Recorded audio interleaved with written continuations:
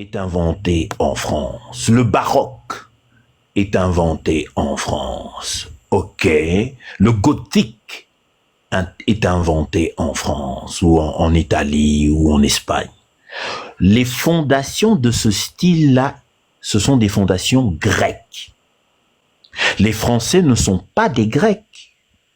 Mais les styles que je viens de vous nommer, le classicisme, le rococo, le baroque, le gothique, qui ont apparu pendant la Renaissance, ont été inspirés par les modèles esthétiques, les modèles d'architecture grecque. La Renaissance que traverse toute l'Europe, ce n'est pas que tous ces gens-là sont des Grecs. C'est que l'héritage d'Hélène, l'héritage hellénistique, est celui qui est utilisé dans tous les pays que vous voyez, que ça soit... Waouh, il y a quelqu'un qui m'a qui vient de me gâter là. Merci beaucoup. Hein, qui inspire cette Renaissance. Et quand vous entendez dans les cercles afrocentrés la Renaissance, je vais vous dire, hein, c'est une Renaissance qui va inclure tout le monde, les Berbères, les Zoulous, les Malinké, les Congos. C'est une Renaissance africaine pour identifier la richesse africaine. C'est dans ce sens-là que quand ils disent, nous parlons d'une Renaissance, d'un éveil de la conscience africaine, hein, moi je vais vous parler des vrais termes, hein, c'est cette Renaissance-là. Mais quand on commence à faire de la critique sur certaines sociétés, sur certains groupes en Afrique, c'est ce que font malheureusement les autres là, les kémites et les autres, les mouvements d'éveil. Ça salit effectivement cette idée de Renaissance. C'est pour ça que vous posez la question. C'est pas votre faute. Mais vous devez vous-même pousser la raison un peu plus loin, madame. Hein, ce que vous trouvez dans la Renaissance européenne n'est pas, mais c'est nourri par les idées philosophiques, esthétiques, hein, et d'architecture que les Grecs ont fait sortir en Europe, qui d'ailleurs ont été inspirés par les Égyptiens. Donc ça vient de quelque part, mais ils ne veulent pas l'admettre. Vous voyez, ils sont eurocentrés dans ce sens-là. Quand ils parlent de la génération spontanée, nous voulons nous faire croire que tout est sorti de la Grèce comme ça. C'est faux. C'est faux. Ce sont des connaissances qui sont sorties d'un monde plus ancien et encore plus vieux, presque 3000 ans plus vieux, qui sont allés chercher dans la zone méditerranéenne où vous trouvez l'Égypte. Voilà. Alors, c'est dans ce sens-là qu'ils le disent dans la Renaissance. Vous avez besoin de comprendre cette épistémologie, mais vous avez aussi raison de soulever les confusions parce que eux, ils ne sont plus honnêtes dans le sens de bien parler de la science. Ils commencent à entrer dans l'idéologie. Et une idéologie n'est pas objective, madame, elle est subjective. Ça défendrait, hein, que les Africains ont créé la planète Mars si ça devait faire du bien au mouvement. Les gens sont prêts à dire des choses comme ça et c'est dangereux. Et c'est ce qui se passe. Que ça soit chez les kémites, chez les fétiches de guerre, chez les diopistes, c'est ce qui se passe, c'est ce que vous voyez. Vous voyez ce sophisme et cette timidité à vraiment représenter la science et vous êtes confus et vous dites finalement c'est tous ces mouvements afrocentrés. Non, c'est eux et vous en êtes la preuve. Ils salissent ce que devrait être un mouvement de renaissance, comme je viens de l'expliquer, sur tout le continent africain et qui produit des résultats concrets sur le terrain. J'en parlais avant que vous mentiez. Non, pour moi, écoutez, ce sont des démons. Tout simplement, ce sont des démons. Les Kamites sont des bons à rien et ce sont des Afropéens, tout simplement, qui n'assument pas d'être des Afros, qui habitent en Europe et qui veulent en fait se retrouver une identité, alors que depuis des années, ils bouffent en fait la culture en Europe. C'est tout. Donc moi, j'ai déclaré la guerre en fait à ces gens-là depuis très très longtemps. Hein?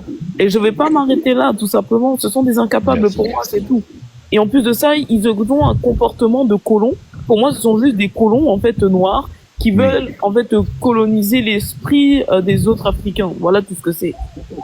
Mais c'est à cause des erreurs que c'est devenu comme ça. C'est à cause de cette team. Quand vous entendez des Ouedraogo, des choses qui sont dans la spéculation, c'est ce qui, je pense pas que vous êtes la seule. Je pense que, enfin, moi, j'ai aussi, hein, je ne suis pas kamite 100%, mais je pense qu'on peut faire mieux avec ce mouvement et surtout dans la direction première de la science. Mais malheureusement, ils ne font plus cela.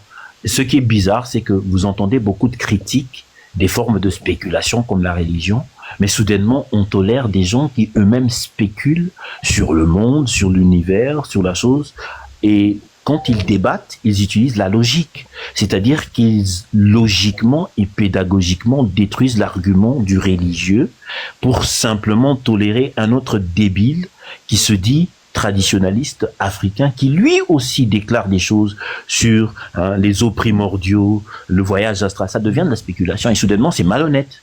Et ça perd du crédit. Et malheureusement, ils doivent cesser de faire cela. Et je comprends pourquoi vous êtes énervé.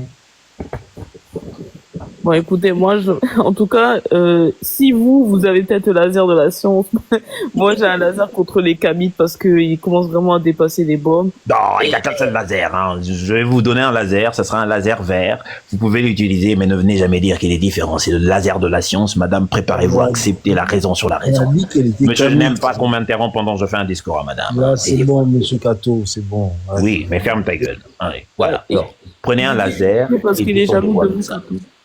Mais pourquoi il serait jaloux, je comprends pas. Parce que depuis, il essaie de me faire des demandes en mariage et voilà, je sais pas. Mais ça n'a rien à voir avec moi, il faudra que l'expliquer. Mais ça n'a rien à voir avec moi. Bah, enseigne-moi comment séduire, alors. Pardon? Enseigne-moi comment séduire. Je peux faire une petite intervention avant? Allez-y, athée. Hein. Je ne sais pas pourquoi Didi vient m'emmerder aujourd'hui avec ça. D'habitude, vous avez des choses à dire, Didi, mais ce soir, je ne sais pas ce qui vous prend. Allez-y, athée. Bah, tu sais ce qui me... Je coupe mon micro, pardon. Excuse-moi, attends, Didi. Attends, je dis. Du coup, bonsoir à tous. Moi, j'avais juste 2 points que je voulais relever. Déjà, la première, c'est peut-être pour confirmer ce que disait Kato, que c'est pas une mauvaise chose de s'approprier une idée qui vient d'ailleurs, puis d'en faire à son image. D'ailleurs, c'est ce qu'ont fait les religieux quand on regarde le christianisme. Ils ont pris dans le judaïsme, puis ils l'ont relooké et l'ont utilisé pour leur intérêt. Pareil pour l'islam, hein. C'est connu comme quoi ils ont pris également le judaïsme, ils ont fait à leur image, puis ils les ont utilisés pour leur intérêt. Donc, par exemple, si les kémites, même si cette idée elle vient d'un blanc ou d'une blanche, s'ils arrivent à en tirer quelque chose, à en faire un groupement, puis un groupement qui va dans le sens de leur intérêt, c'est pas forcément un truc négatif. C'était juste un petit point comme ça. Et le deuxième point, c'était pour ce que vous disiez avant, l'eurocentrisme ou bien l'afrocentrisme. En fait, pour moi, dans le futur, il y a deux hypothèses qui peuvent surgir. Soit il y a par exemple une guerre, puis t'as tout le monde qui se réunit par nationalité ou bien par les gens qui leur ressemblent. Soit le monde, avec la mondialisation, continue à s'ouvrir et les gens vont plutôt se réunir par rapport à leur vision et leur intérêt, et non forcément par rapport à s'ils sont noirs ou pas. Et dans ce monde-là, où les gens se regroupent par intérêt et par valeur, il y aura peu de place pour une vision comme l'afrocentrisme où tu regardes plutôt comment la personne te ressemble. Par exemple, moi, si je suis dans un monde si je suis dans un pays où les gens ils aient des coquillages pour savoir s'il va pleuvoir demain, je me sentirais pas très confortable, je me sentirais plus confortable. Mais non, mais attendez, je peux pas vous laisser dire ça, c'est pas ça être afrocentré. Afrocentré, c'est pas les coquillages. C'est ce que je viens de dire avec Madame Black Queen, ce que font les kamites, ce que font les mouvements d'éveil sur TikTok, malheureusement, je pense que c'est une distorsion de ce que ça voudrait dire être afrocentré. Vous êtes des citoyens modernes et être afrocentré sera là que vous le vouliez ou non. Parce que les autres, et c'est ce qui s'est passé, l'esclavage, la colonisation, le besoin des autres de venir chercher les ressources naturelles dans un lieu géographique où ont évolué vos ancêtres, vont poser des points contentieux. Vous êtes afrocentré quand vous défendez la monnaie africaine. Vous êtes afrocentré quand vous défendez les privilèges de tout Africain, qu'il soit d'Afrique du Nord, d'Afrique du Sud, d'Afrique d'Est, de l'Afrique de l'Ouest. Quand vous voulez, attendez, laissez-moi finir. Quand vous voulez, parce que j'ai l'impression que vous ne comprenez pas ce que ça veut dire afrocentré. Vous pensez qu'afrocentré, c'est ce que disent les kamites. C'est pas ça. C'est que vous percevez toutes les solutions qui sont positives pour l'Afrique. Vous allez hiérarchiser. Ça sera pour vous, pour votre mari, pour votre famille élargie, pour votre tribu, pour votre clan, pour votre pays, pour votre continent. Et vous allez hiérarchiser chaque décision que vous faites dans le quotidien. Toute décision n'atteigne pas les mêmes hiérarchies. La décision que vous faites pour votre travail, c'est pas la décision que vous allez faire pour voter. Vous êtes afrocentré dans les décisions que vous faites au fur et à mesure que vous avancez. Est-ce que emmener la technologie en Afrique et l'enseigner dans les zones rurales, c'est bien. Oui, vous êtes et que la technologie sera bénéfique aux zones rurales d'Afrique, et il faudra l'emmener là-bas. Vous allez la chercher là où elle se trouve et vous l'emmenez. Est-ce que introduire, enseigner la sexualité aux enfants dès l'âge de 8 ans est une bonne chose? Si l'Europe décide que oui, vous n'êtes pas obligé d'accepter cela, vous pouvez dire non, chez nous, ça commence à 13-14 ans ou à 18 ans, mais l'éducation en général est acceptée. Les deux mondes, eurocentrés et afrocentrés, acceptent l'éducation. L'un décide que l'éducation sur la sexualité commence plus tard, alors que l'autre commence plus tôt. C'est dans ce sens-là que vous devez réfléchir. Ça se passe tout le temps. Aux États-Unis, à 18 ans, vous ne fumez pas, vous ne touchez rien du tout. Hein. Vous allez en prison si vous faites des choses à 18 ans. Vous pouvez faire ça chez vous, mais vous, ici aux États-Unis, c'est 21 ans. On ne plaisante pas avec ça. On t'attrape avec de l'alcool. À 18 ans, tu as des problèmes. Alors que chez vous, c'est pas un problème. Donc, c'est un peu ça. Il faut être plus sophistiqué dans votre afrocentrisme et dans votre façon de hiérarchiser les choses. Non, mais de toute façon, on parle de quelque chose dont, en fait, eux-mêmes... pour moi, un Kamit n'est pas afrocentré, hein, parce qu'à partir du moment, on a dit tout à l'heure que afrocentré, c'est par exemple parler, en fait, des actualités de l'Afrique, de parler, rien que de parler de la monnaie en Afrique. Ça, c'est être afrocentré. Mais eux, ce n'est pas ce qu'ils disent. Pour eux, être afrocentré, c'est retourner aux ancêtres. Voilà. Donc, toutes ces choses l'actualité sur l'Afrique, l'émancipation d'Afrique, c'est pas dans leur discours à eux. Ils s'en foutent complètement. C'est ça que j'essaie d'expliquer. Ok, Oui, je comprends. Je comprends, mais il faudra faire un travail intellectuel alors. Il faudra les confronter, comme vous avez fait avec la religion. Vous les confrontez et vous mettez des preuves pour montrer que ce n'est pas seulement parce que des fois, ça devient afrocentré dans le sens du raisonnement avantageux. Est-ce que c'est avantageux d'aller faire ce que faisaient les gens? Est-ce que c'est avantageux d'aller faire comme solution ce que faisaient les ancêtres il y a 200 000? Non, ce n'est pas avantageux. Et pourquoi ce n'est pas avantageux? Vous en montrez les désavantages et vous présentez pourquoi, par exemple, adopter une solution que vous avez trouvée dans une société chinoise, par exemple. Quand on dit que vous devez enseigner, par exemple, les mathématiques à votre enfant à l'âge de 8 ans et que les Africains préfèrent être je ne sais pas où, au lieu d'avoir des parents qui sont concentrés sur ces choses-là. Parce que dans les familles asiatiques, c'est très sérieux, hein. C'est prier avant de manger, c'est faire ses devoirs avant de toucher la bouffe. C'est la même chose. C'est-à-dire que c'est entré dans la conscience. Si vous venez vous proposer cela et un Kamit vous dit non, nous on préfère que nos enfants aillent dans les forêts et qu'ils parlent à des arbres.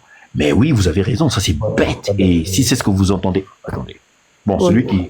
Oui, parce que moi je comprends pas pourquoi ces gens... Si c'est ce que vous entendez de la part d'un Kamit, mais vous avez raison, ce n'est pas être afrocentré dans ce sens-là. C'est simplement être dans l'idéologie. Hein, être un mégalomane qui est attaché à des choses extrêmes qui n'ont aucun avantage sur le terrain, mais parce que ça fait plaisir d'aller tuer un poulet derrière un arbre et de forcer son enfant à regarder cette libation, je ne sais pas ou quoi. C'est bête de vouloir sous-entendre que c'est ce qui est afrocentrisme, ça n'a rien à voir avec l'afrocentrisme. Ça, c'est simplement être manquer de pratique, manquer de raison, de réflexion, et c'est ça le grand problème. Nous avons des problèmes de la pensée critique. Vous voyez? Ouais, écoutez, Monsieur Kato, pour moi, ce sont juste, comme je vous ai dit, ce sont juste des Afropéens, d'accord? Ils ont strictement, ils ont le droit de vénérer, bon, le kémitisme, tout ça. Bon, les gens en Afrique, ils en ont strictement rien à foutre de ça, sincèrement. Mais bon, si voilà, ça leur manque tellement en fait l'Afrique, tout ça. Bah, dans ce cas-là, en fait, ils peuvent en fait continuer à rêver de ça. Il y a pas de souci. Mais il faut qu'ils apprennent à se regarder dans une glace. Et qu'est-ce qu'ils voient? Ils voient un noir qui habite en Europe. Du matin au soir, il va manger des pâtes. Il va retrouver son patron blanc en fait sur Paris ou je ne sais pas quoi. Voilà ce qu'il voit dans la glace, c'est tout. Bah écoutez, allez faire le combat et brûler et rappeler que s'il y a de l'hypocrisie dans ce sens-là, il faudra les rappeler de cela. Et bien sûr, mais ça sera toujours un de mes combats. Hein. Mais il faudra accepter la raison sur la raison, madame. Qu'est-ce que vous attendez pour embrasser la science dans votre position et votre croyance? Kato. Qu'est-ce Vous qui- savez, vous savez que Monsieur Kato, je leur ai fait tellement mal, hein, avec, bon, les derniers lives, je leur ai fait tellement, très mal, hein. Pendant 2 semaines de suite, ils ont fait des lives sur moi. Et, et parce que moi, j'ai mes taupes, dans leur télégramme, là, hein. Et, on a leur prophète, hein, je ne vais pas citer son nom ici, mais vous savez c'est qui, hein. Hein? Vous avez un problème avec, madame, vous avez un problème avec Médusa. Non, c'est pas ça du tout. C'est pas ça du tout. Parce qu'en fait, lui, là, il est parti, en fait, demander à ces gens-là d'aller signaler mes comptes. Même Ça, c'est quand Qui a demandé ça? même C'est quand Lisa même quand je ne faisais pas mes lives, parce que je crois pendant plus d'une semaine, ou à plus, j'avais même pas fait de live, en fait, j'étais même pas sur TikTok, il demandait à ces gens de signaler mes lives, de signaler mes comptes, en fait. Ah, vous savez, hein, cette histoire, hein, ça a commencé depuis l'Empire d'Inkoy. Il faudra gérer cela, madame. Quoi qu'il en soit, ce n'est plus mon problème, mais mon problème, en fait, maintenant, c'est les Kamites, c'est tout. Oui, je reconnais que moi je vous supporte dans l'idée d'aller critiquer ceux qui ne défendent pas la science, hein. Parce que la science est la référence, je pense, pour les Africains modernes de demain, hein. Concentrez-vous sur cela.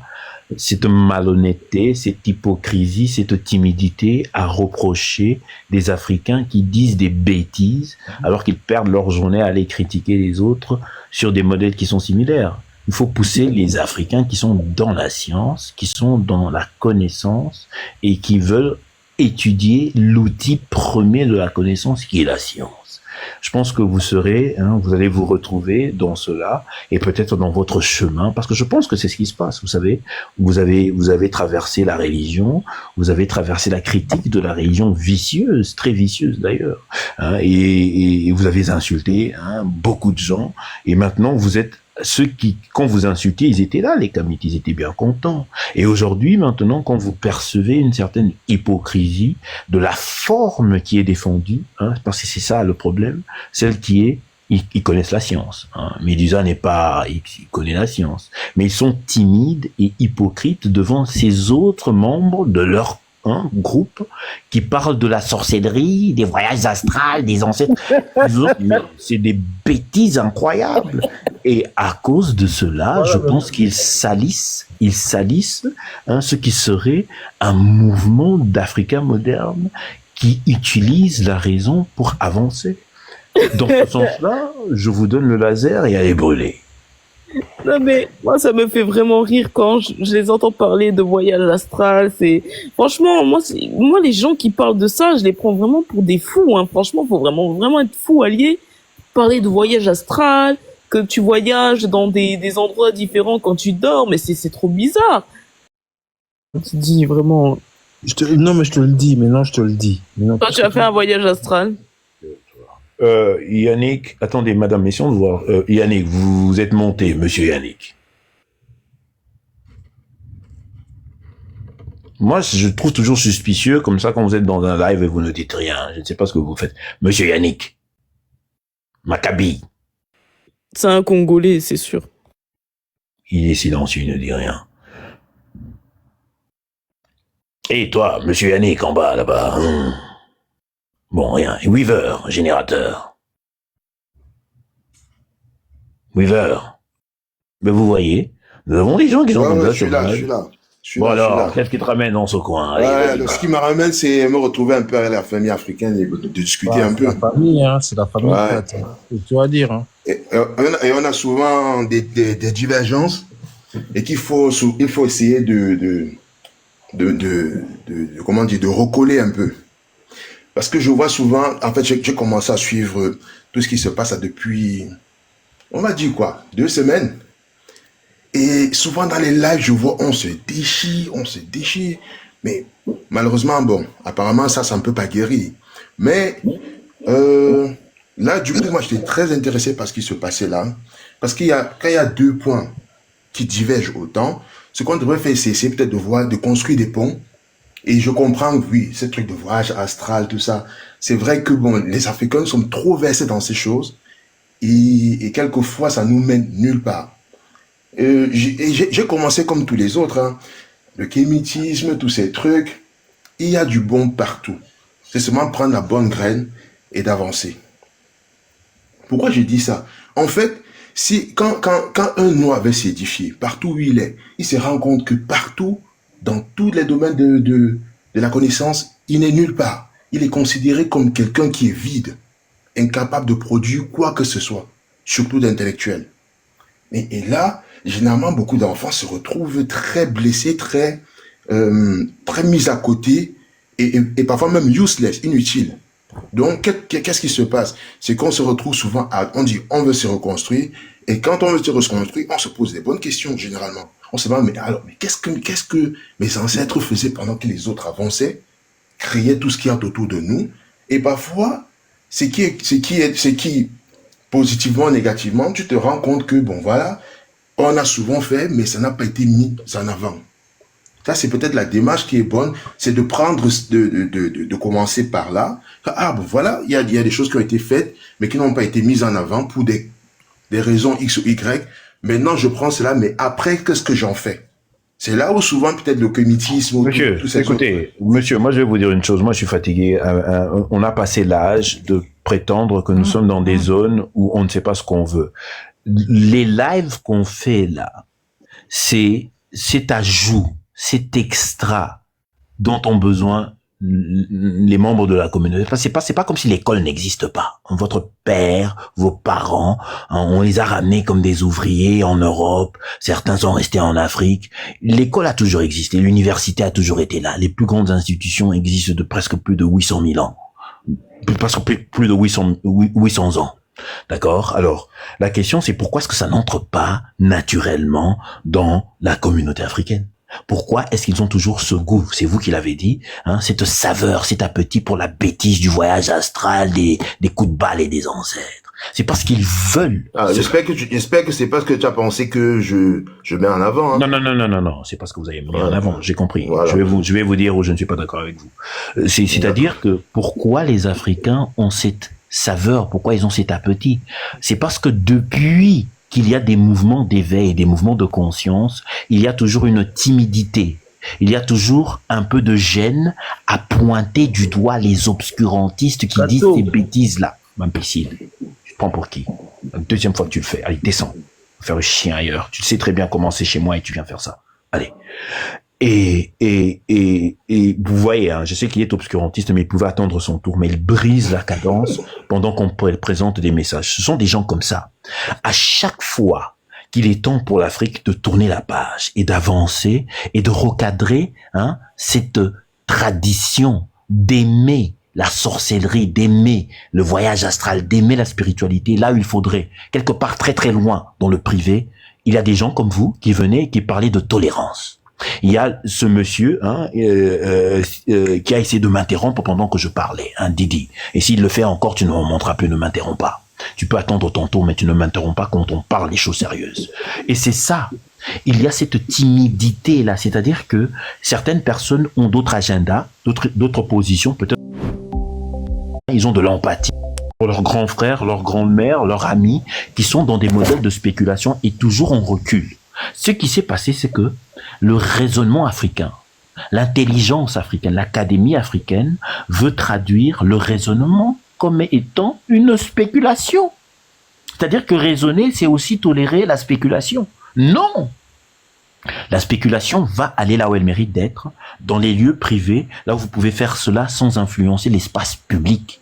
Parce qu'on doit combattre, parce que nos enfants, nos frères et sœurs entendent encore une fois cette même musique du passé où on tolère la bêtise, entre guillemets, spirituelle, qui déclare des choses à l'abus contre la science. Il faut commencer un travail. Vous êtes la génération qui devait commencer un travail de séparer au laser rouge la science et ce que dirait la culture, la spiritualité africaine. Et comprendre que l'une, la science, elle est concrète, elle a de l'influence à sa façon et elle amène des privilèges et des intérêts que jamais la spiritualité ne ramènera. Et que dans le monde d'aujourd'hui, cette science concrète décide qui a le droit de pratiquer sa spiritualité librement. Donc, elle est plus autoritaire que ce que proposent les mouvements d'éveil qui insistent sur la spiritualité, qui sont timides sur la fausseté que déclarent les spiritualistes africains et les obscurantistes, qui se taisent au lieu de se soulever et dire ça, ce n'est pas ce qu'il y a de primordial. Nous devons hiérarchiser la science d'abord, la raison d'abord, le raisonnement critique d'abord, la pédagogie d'abord, et après l'appartenance et l'association à ces choses qui sont en majorité dans le privé. Ouais. Je suis absolument d'accord sur toutes ces choses-là. En fait, si je vais me prendre comme unité de mesure dans ces cas. En fait, je disais souvent rentrer dans ces choses, se recentrer un peu. C'est fondamental, mais comme point de départ. Je suis pas en train de dire, voilà, on doit se mettre dans les trucs d'astro, machin. Moi, je trouve que c'est absurde. Et comme je dis toujours, j'ai synthétisé en disant qu'on se perd très facilement dans ces choses-là parce que parfois c'est comme un puits sans fond, en fait. Alors que la science, elle est plus sûre. Mais non, mais vous vous perdez, vous vous perdez à cause de la vélocité. Le plus il y a de science et quand vous ignorez cette science, vous vous perdez, vous devenez plus égaré. C'est-à-dire que si vous étiez un spirituel traditionnaliste africain en 1904 et vous n'avez pas changé en 2025, vous avez toujours les mêmes idées, vous êtes plus con aujourd'hui que vous ne l'étiez en 1904. Vous comprenez? Voilà. Donc, pour simplifier, justement, Voilà. j'ai dit, c'est un puits sans fin, généralement. Pourquoi? Parce que la science part de l'expérimentation. On sait que tout le monde voit. C'est ça elle est plus sûre. Je pense qu'elle est plus sûre. Je vous interromps. C'est une mauvaise façon d'enseigner. Ce n'est pas que la science, c'est l'homo sapiens. C'est l'homme qui est comme ça. Et que les autres choses-là appartiennent à un autre aspect de l'homme qui aujourd'hui prend beaucoup de recul. Mais qui existe. Qui existe parce que nous produisons. Voilà. Est-ce que le fait que vous produisez un Pégase, une image d'un Pégase et que vous faisiez un cheval avec des ailes dans un film, est-ce que je ne pourrais pas dire que cette image-là est réelle? Elle est réelle, mais est-ce qu'elle est concrètement réelle? Non. Et malheureusement, les mouvements d'éveil sont dans des choses qui ne sont pas concrètement réelles. C'est donc là que je suis en train d'arriver. Et c'est une maladie. Hein? Et c'est une maladie. Et c'est une maladie. Voilà. Là, pour moi, tous ceux qui sont autour de moi, je suis assez attentif par rapport à ce truc-là. Moi, je prône la science, je prône tout ce qui est rationnel, positiviste. Mais je ne fais pas abstraction du fait que pour beaucoup de personnes, c'est une voie qui est facile en général. Penser que tu peux voyager, tu peux faire des trucs qui sont assez absurdes là. La construction scientifique. Mais là où j'ai apprécié le fait de parfois se ressouser, c'est de comprendre en fait que tu n'es pas bête. Tu es capable de produire en science comme tout être, que ce soit des Asiatiques, des Européens. Voilà là où la synthèse doit se faire en fait. De dire que non, ce n'est pas qu'ils sont meilleurs par rapport à vous. C'est que par exemple l'épistémologie, c'est ça qui n'est pas correct. Et que par exemple, je prenais la science dont on parlait tout à l'heure. Moi, en fait. Et voilà, j'ai fait des études universitaires dans un pays européen. Je me rappelle, il y avait, il y a un monsieur qui faisait des démonstrations. Il a fait une démonstration assez bête en mathématiques. Et il dit, the white man burden. Je suis le seul noir dans la classe. Et je vois, il éclate tout ça. Il rit. En fait, c'est comme si dans sa tête, en gros, qu'est-ce qu'il pense? Que, en fait, la science, c'est lui. Toi, le petit noir qui est assis là, tu es un figurant. Donc, moi, je leur ai montré que c'était stupide. That kind of thing exists in their mind. They also have a complex. C'est ce que j'essaie d'expliquer avec Madame Black Queen. C'est ce que j'essaie d'expliquer avec Madame Black Queen, c'est que quand quelque chose... Pardon? C'est normal. Attends. Pas normal ce que tu faire. Écoutez, on va lui donner la chance à Didi. Vas-y. Quelle chance? Moi, j'ai pas de chance, moi. Personnellement, je coupe mon micro, je vous laisse finir et je prendrai mon temps de parole quand j'aurai le temps. Mais ton temps de parole. C'est pas honnête. Je pense que c'est pas honnête quand tu commences à parler en anglais. Tu vois, non? Du coup, tu es connecté à une personne et puis je traduis ta connexion. Maintenant, c'est ton tour de parole. Vas-y. Qu'est-ce que tu veux nous dire? Non, mais arrête. Je juste pour mon micro pour entendre. Moi, je veux mon temps de parole. Mais c'est ton temps de parole, c'est à toi de parler, vas-y. Ah, mais t'es lent, toi. Est-ce que ça comme autant de paroles? Peut-être je chute rapidement. Allez. Donc, ouais. Donc c'était un peu ça en fait. Parce que là, moi, je suis parti de l'histoire, je suis rentré un peu dans le kémétisme et tout ça. Mais tout ça, ça devrait aboutir à la science et à produire, à dire, on construit quoi demain? Qui soit basé vraiment sur des fondations solides. Comme un homme, par exemple, qui utilise le bâton s'il est non-voyant, pour essayer de tracer son chemin. Pas pour construire des trucs qui n'existent pas, les Wakanda Land, des choses comme ça. Non. Donc, la science, elle est fondamentale. Mettons-la en avant. Mais là où j'ai un peu plus de difficultés, c'est de complètement tirer sur des gens qui peut-être n'ont pas fait ce travail-là et tirer les mêmes conclusions que moi. En fait, c'est ce que je pense. Alors, Kendi, c'est à vous. Alors, bonsoir, Maman. Bonsoir, cher monsieur. Bonsoir. Monsieur, vous allez bien. Bon, je suis monté, c'est de la part de la dame Loulou, je crois bien. Elle m'a fait monter, je dois discuter avec elle, en fait. Monsieur, parlez. Quel est votre point de discussion? Qu'est-ce que vous voulez dire? Allez-y. Elle signifiait tout à l'heure que les Égyptiens, elle dénigrait en fait les Égyptiens. Donc je lui ai demandé quel était le type de race des Égyptiens. Donc elle n'arrivait pas à me répondre. Donc je lui ai signifié les différents types de races. Donc je lui attends sa réponse jusque-là, elle m'a pas encore répondu. Bah, c'est quoi la race des Égyptiens, s'il te plaît, hein? C'était quoi la race des Égyptiens noirs, selon toi? Africain. Oui, c'est quoi ça, africain? La race noire. Bon, alors, c'est un moment d'enseignement. Hein. Alors, il faudra comprendre que les races n'existent pas. Et les gens disent qu'il faut être pédagogique, c'est-à-dire rendre les gens bêtes. Hein. C'est-à-dire que lui, Kenzi, s'estime. Bon, allez, Didi, si tu fais ça encore une fois, je t'éteins. J'ai pas besoin de toi tu attends ton tour. C'est-à-dire que Kenzi est beaucoup dans la communauté, même c'est pas que chez les Noirs, même chez les Blancs, partout, il y a eu cette limite de la façon à expliquer l'éducation de ce que c'était que la race à cause des erreurs qu'ont fait les Blancs. Hein, les Occidentaux ont inventé le concept de race et ils ont fait beaucoup de problèmes à la science. Ce sont des idiots. C'est un péché que l'Europe portera toute leur existence. Ils ont eu tort sur la chose.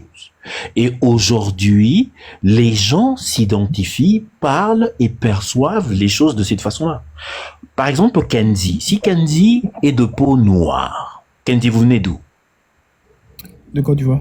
D'accord. Alors, Kenzi est noir dans le contexte du débat moderne, où les noirs existent à la façon des blancs. C'est idéologique, ce n'est pas scientifique. Pourquoi je lui dis ça? Parce que la question de quelle est la couleur des Égyptiens, quelle est la couleur des peuples, quelle est la couleur des... Pardon? La race. Quelle est la couleur? Ne m'interrompez pas, à moins que vous ayez quelque chose à dire. Vous voulez dire quoi? Alors, Monsieur Kendi, vous voulez dire quoi? Non, continue. Ok, d'accord. Alors, la question de quelle est la couleur des Égyptiens est une question scientifique. Quelle est la couleur de Mackenzie? Mackenzie est noir, mais il est aussi africain. Il est noir par idéologie, pas par science. C'est pas scientifique. C'est à cause du monde, c'est-à-dire que ça existe dans la société artificielle. Hein, j'en parle tout le temps. Hein. Dans la société artificielle, il y a des réalités qui sont des pseudo-vérités. Est-ce que Moïse est monté sur le mont Sinaï et il a parlé à un buisson qui ne se consume pas? Oui, c'est écrit dans la Bible. Mais est-ce que parce que c'est écrit dans la Bible, ça veut dire que c'est ce qui se passe dans le monde réel? Non. La pseudo-vérité de noir est exactement ça. Alors sur les Égyptiens, c'est très clair que toutes les populations qui habitent sur le lieu géographique d'Afrique va entrer en contact avec les premiers Homo sapiens qui sont noirs de peau. C'est-à-dire que les premiers qui habitaient dans la zone où se retrouve l'Empire, le royaume des Égyptiens, il y a des Noirs. Et ils évoluent pendant des siècles et il y a des populations qui reviennent, qui étaient des homo sapiens qui ont voyagé dans la Méditerranée, qui reviennent et qui se mixent. Le métissage de l'Afrique du Nord commence beaucoup plus tôt que l'invasion arabo-musulmane ou l'invasion des Grecs et des autres. Ce métissage commence. C'est pour ça que avec la science que nous avons aujourd'hui, quand nous regardons des peuples comme les Berbères, vous trouvez qu'il y a les premiers, les Amazighs, vous trouvez qu'il y a des Noirs, et puis vous trouvez des Berbères. Ce métissage-là, c'est un métissage homo sapiens. Vous ne pouvez pas dire que c'est un métissage d'un groupe d'individus qui vient de quelque part précis, de l'Asie mineure ou de l'Arabie ou de je sais pas quoi. Il n'y a pas d'Arabie qu'on le métissage des Berbères ou des populations qui habitent autour de l'Afrique, dans la zone égyptienne, commence. C'est un métissage humain, c'est un métissage homo sapiens. Et les premiers empires, les premiers royaumes égyptiens ont beaucoup de noirs de peau africains, leaders, narmères. Ce sont des noirs de couleur de peau.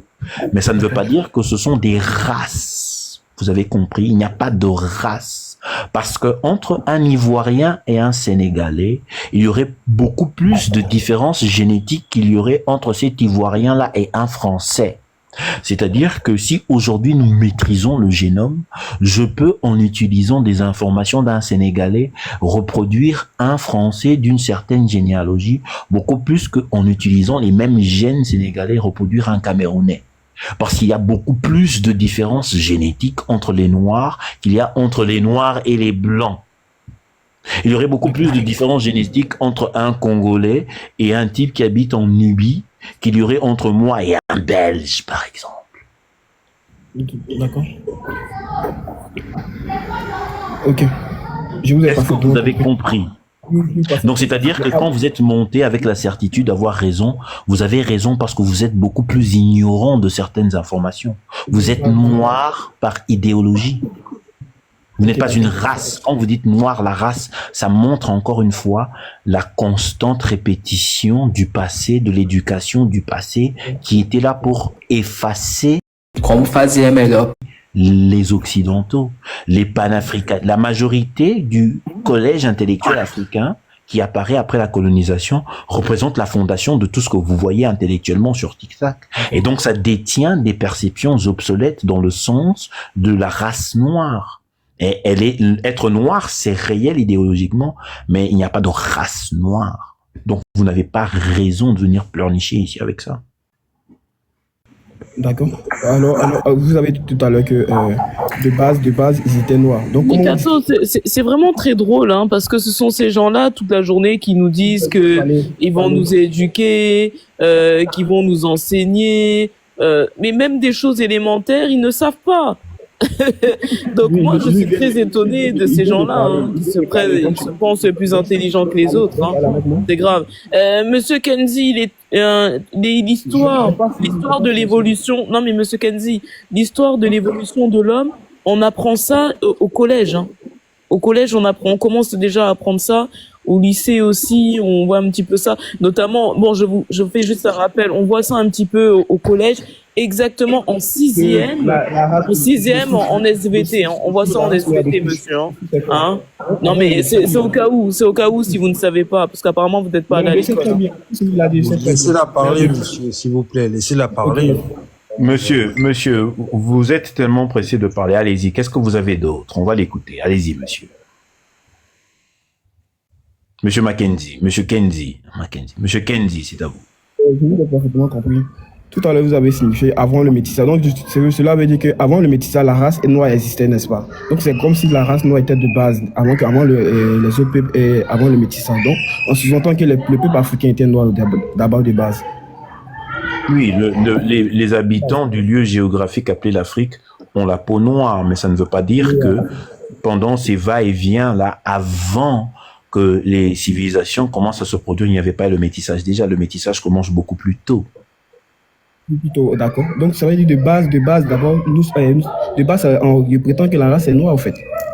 Il n'y a pas de race noire. Si tu dis encore cela, espèce de triple imbécile, je vais te répéter cela en insultant ta mère. Tu dis race noire, pourquoi tu dis ça? Donc, Donc tu n'écoutes pas quand on te parle? S'il vous plaît, quel type de mot que je peux remplacer par race, s'il vous plaît?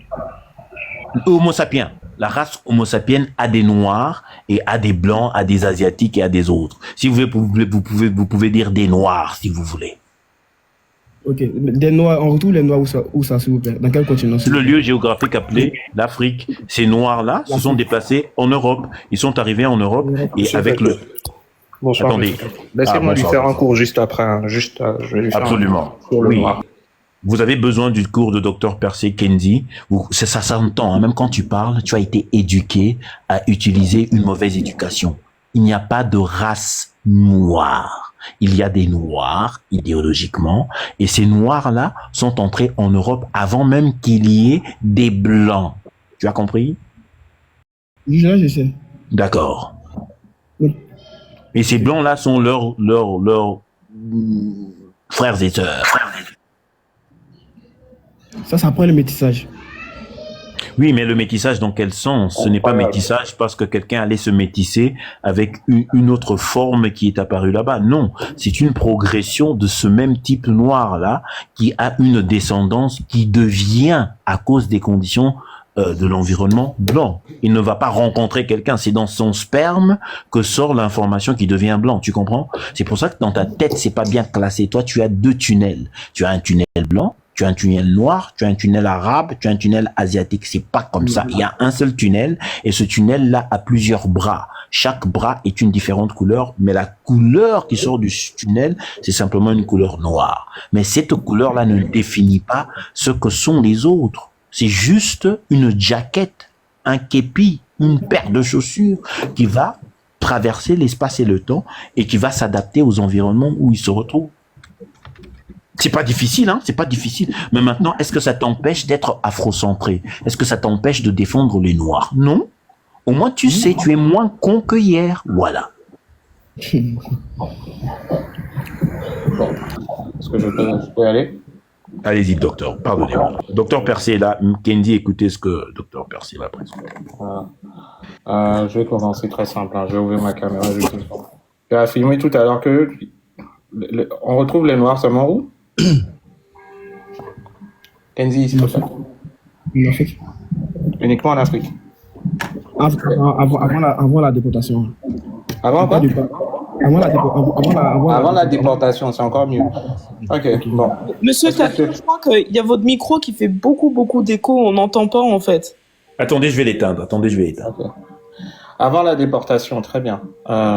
Est-ce que tu as fait une recherche là-dessus ou c'est juste par conviction? Ah, c'est une évidence. Oui, tout à fait. Ok, d'accord. Je vais t'apprendre un truc très important aujourd'hui. Et plus jamais tu dis que les Noirs viennent d'Afrique.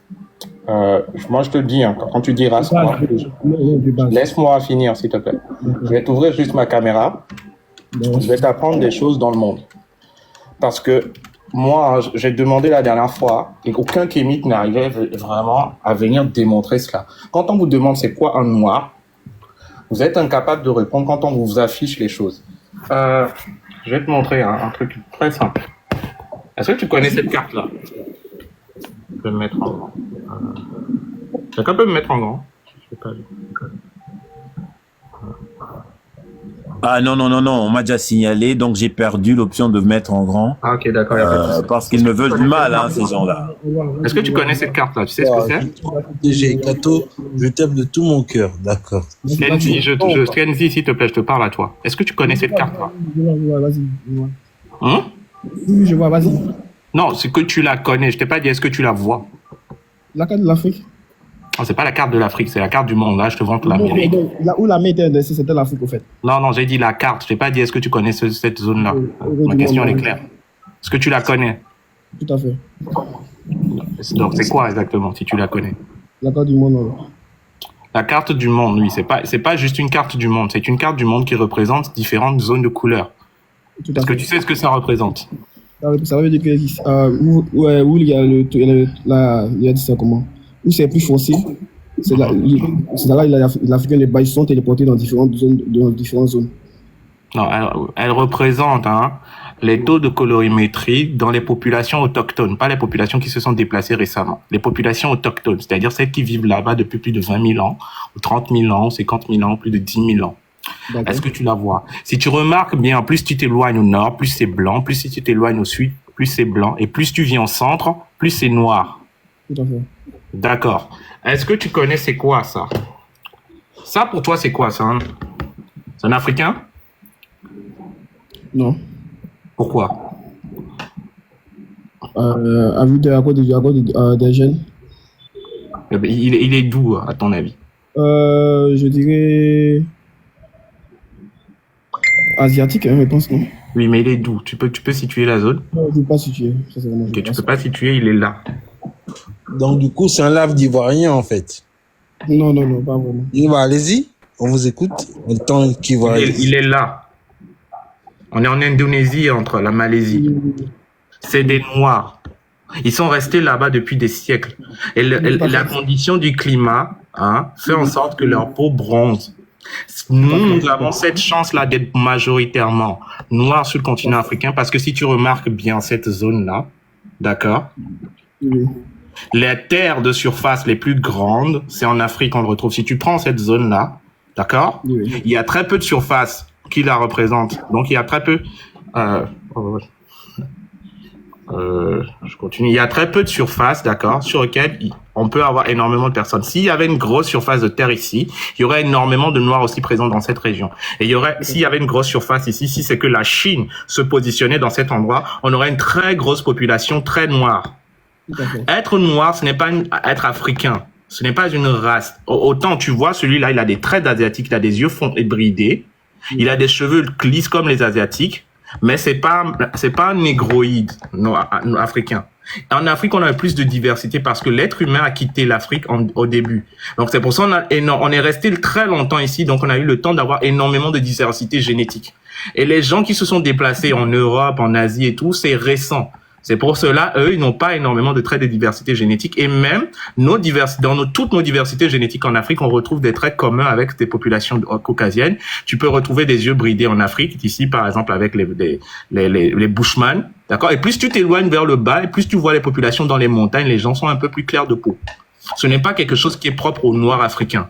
Et il faut arrêter avec ça. Et quand vous parlez de métissage, le métissage, c'est quelque chose qui est normal. Il faut arrêter avec les histoires là. Quand vous avez plus de chances de vous métisser avec des blancs quand vous vous trouvez dans cette région, parce que c'est un carrefour où se trouvent 3 continents. Si vous êtes par exemple au Djibouti en Somalie, vous êtes au carrefour avec cette zone-là. Quand 2 ethnies ou 2 populations sont proches d'entre elles, il y a très forte chance qu'il y aurait du métissage. Et le métissage n'est pas à grande échelle.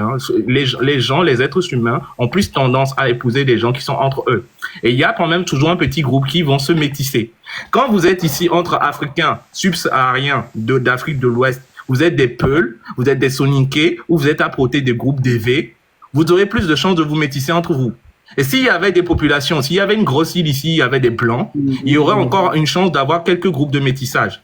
Il n'y a pas un taux de métissage qui augmente ou quoi. Arrêtez d'être dans la paranoïa. Les Noirs épousent plus des Noirs. Les Blancs épousent plus entre eux des Blancs. Les Asiatiques épousent entre eux des Blancs. Mais aujourd'hui, il y a la mondialisation. Le métissage va exister, mais il va jamais surplanter le fait que les gens s'épousent entre eux. Et jamais le métissage, d'accord, n'est une source principale du déclin d'une civilisation. Et ça, je l'affirme. Et je suis prêt à vous le démontrer par A plus B. Parce que tous les arguments que vous utilisez, c'est les mêmes choses qui existent entre civilisations eux-mêmes.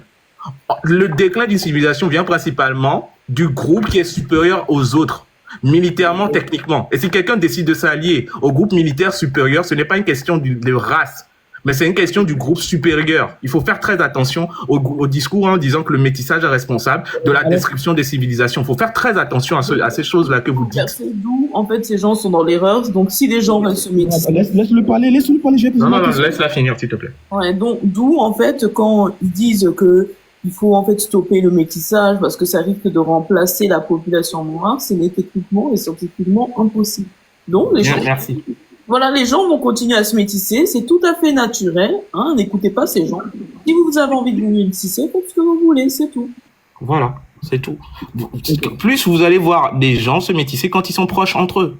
Vous pouvez pas Alors, empêcher deux groupes ethniques qui sont proches de se métisser. mais attendez. Vous aurez moins de chances de voir un Ivoirien se métisser avec un Arabe, ou bien parce que il faut que les groupes là viennent côtoyer le plus de temps la région. Et même ça, c'est très difficile. Tout le groupe va pas se déplacer. Là, vous aurez plus de chances de voir des métis entre Arabes et Noirs dans ces régions là que dans ces régions-là. Et vous aurez plus de chances de voir des métissages entre Congolais, parce que c'est des groupes d'ethnies différents, entre Bantous et je ne sais pas, des Tchadiens, ou bien des Centrafricains, que des Arabes et des Congolais. C'est normal, parce que vous êtes tous des Homo sapiens, et quand on se rencontre entre nous, il y aura toujours, vous pouvez pas empêcher quelqu'un même Goumen, petit Goumen, vous êtes là par les petits Goumen que femme va vous faire là, ça va vous faire mal. Et vous allez empêcher quelqu'un parce qu'il est tombé amoureux de quelqu'un de son groupe, de pas s'associer avec elle.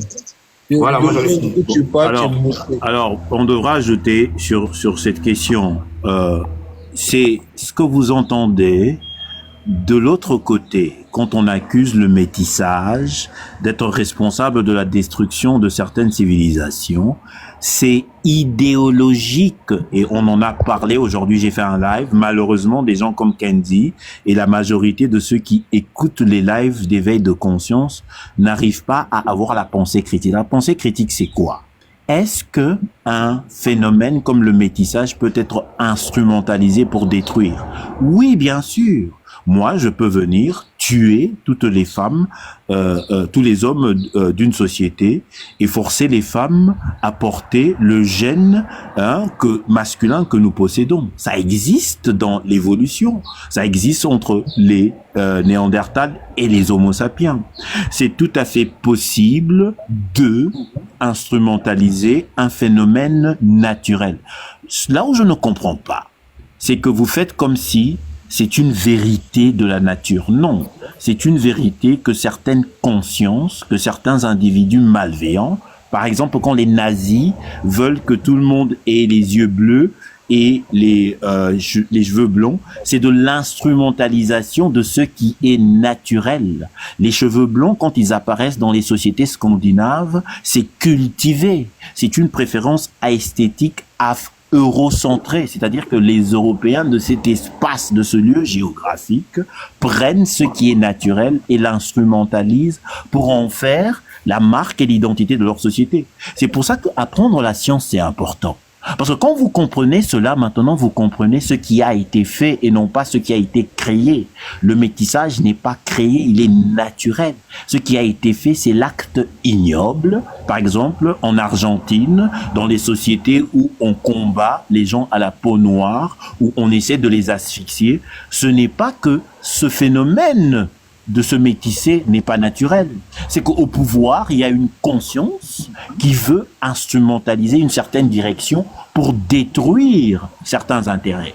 Alors, dans la communauté noire, parce que vous passez plus de temps, et on vous l'a dit, à des discours idéologues et non pas à des discours de connaissance, vous n'allez pas acquérir la capacité quand vient le moment de faire la distinction. Vous allez attacher un vice à quelque chose qui est naturel au lieu de gérer ce qui peut devenir un avantage tout comme un vice. Il faut être très clair là-dessus. C'est que l'instrumentalisation du métissage est possible, mais dire que n'est pas naturel, c'est abominable. Parce que c'est ça la procédure de l'évolution. En sorte, quand vous échangez entre les gènes, vous faites, vous maximisez vos chances de survivre la nature. Parce que la nature, c'est ce qu'elle fait. Elle maximise la capacité à toute espèce. Elle maximise la capacité à toute espèce de survivre et elle ira chercher des gènes forts si vous êtes né dans le froid, par exemple. Les Homo sapiens noirs qui entrent en Europe ont tout intérêt à acquérir les gènes d'adaptation contre le froid, contre les conditions alimentaires, contre les maladies qui sont là-bas. C'est ce qui s'est passé avec les descendants des Amérindiens. Les Aztèques, eux, ils ont été écrasés et exterminés avec des maladies dont les Européens étaient déjà immunisés. Et comme ils n'étaient pas immunisés, les Européens ont instrumentalisé cette défaillance de la connaissance pour massacrer des populations entières. C'est par manque d'éducation, comme toi, Kendi, qui ne lit, ne mange, ne boit que les bêtises de tes maîtres spirituels au lieu d'avoir la raison sur la raison, la science. Et après, tu peux maintenant éviter de dire des trucs comme race, métissage et comprendre à quel moment dans une société tu interviens si, par exemple, tu entends un discours qui dit « Oh non, nous ne devons pas nous marier avec ces gens-là. » Ça, c'est... Tu comprends que le métissage, l'obstruction illégale, c'est la loi qui devient ignoble. Mais si quelqu'un veut aller épouser quelqu'un d'une autre race, ce n'est pas à toi de dire que c'est innaturel, c'est débile de dire ça. Mais à quel moment je me suis opposé au métissage? Juste poser non, je parle de vous et de tous ceux qui parlent, parce que ceux qui disent race... Moi, je n'ai pas vous donner une position sur ma chose. Voilà, oui, mais on ne parle pas que pour vous. On parle aussi, il y a beaucoup de gens en bas qui ont mis Argentine, Brésil. Il y a beaucoup de gens qui ont mis cela. Pour ceux qui écoutaient, la République Dominicaine. Moi, je suis ici, je les vois. Les Haïtiens contre les Dominicains. No soy negro. Je les vois tout le temps ici. Je comprends l'instrumentalisation du métissage de la race ou je ne sais pas moi, même de la grandeur, de la hauteur. Les femmes font des distinctions. Elles veulent un type grand, fort et beau. Toi, tu es petit. Si tu ne fais pas les 1m80, les 1m80, t'es foutu. Des distinctions comme ça existent, mais des fois, ça prend des proportions dangereuses. Et malheureusement, pour les Africains, avec l'idéologie ignoble des Européens au temps de l'esclavage et de la colonisation, le métissage est instrumentalisé pour tracer des lignes dans la société afin de maintenir le privilège dans un certain groupe.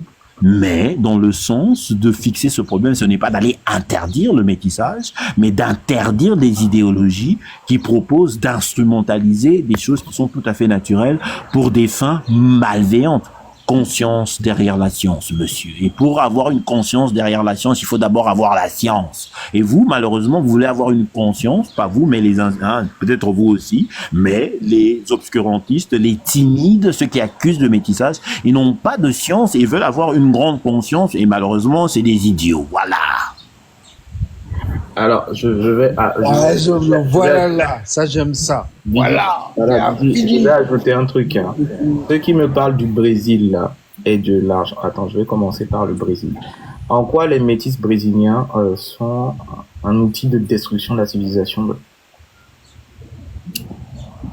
Ronaldinho... Ils ne sont pas montés. Mais pour l'Argentine, il y a eu effectivement... l'extermination de tous ceux qui étaient qui ont la peau noire ou qui sont les indigènes. Ça existe. Le racisme le plus général que vous trouvez en Amérique latine, c'est celui des métissés qui ont de l'ascendance espagnole, des indigènes qui n'en ont pas, et il y a des lignes qui sont tracées de la même façon que les racistes tracent les lignes. Ce n'est pas à nier. Mais en quoi c'est le métissage qui en est responsable? Non, c'est pas le métissage, justement. Voilà, justement. C'est là où ils interviennent. Ils me parlent du Brésil en disant que le métissage au Brésil a tué. Votre posture est totalement bête. Et truc là, Ronaldinho, Neymar, c'est des métissés. En quoi ils constituent une destruction du peuple brésilien. N'empêche pas que Ronaldinho existait, Vinicius est là. Il est bien noir. Pelé est un cas bien noir. C'est le footballeur que je respecte le plus au monde. Parce qu'en fait, c'est l'héritage de Diego Maradona. Oui. Donc, quand tu commences à t'amuser, en fait, quand tu parles des choses, il faut une connexion. Donc, du coup, explique-moi, pourquoi tu aimes Ronaldinho et que tu détestes Je n'ai pas dit que je déteste Ronaldinho, je donne des exemples du cas de Ronaldinho. Tout ça, donc, du coup, quelle est ta posture par rapport à Maradona? Maradona, ce n'est pas un Amérindien. Mais Ronaldinho vis-à-vis de Maradona, parce qu'on parle de Maradona, c'est un métissé. Il n'a pas du sang pur amérindien. Incroyable en fait. Didi Stan, Maradona, c'est un métissé espagnol et tout. On parle du football, frère. On parle du mouvement des jambes. On parle du. Mais c'est. Allez-y, docteur, continuez. C'est un peu. Je comprends même pas le gars. Interdiction de faire monter Didi. Interdiction de faire monter Didi. En quoi ces gens-là métissés, d'accord, constituent une destruction de la civilisation ou bien amérindienne? On exterminait des gens, d'accord, on apportait des maladies.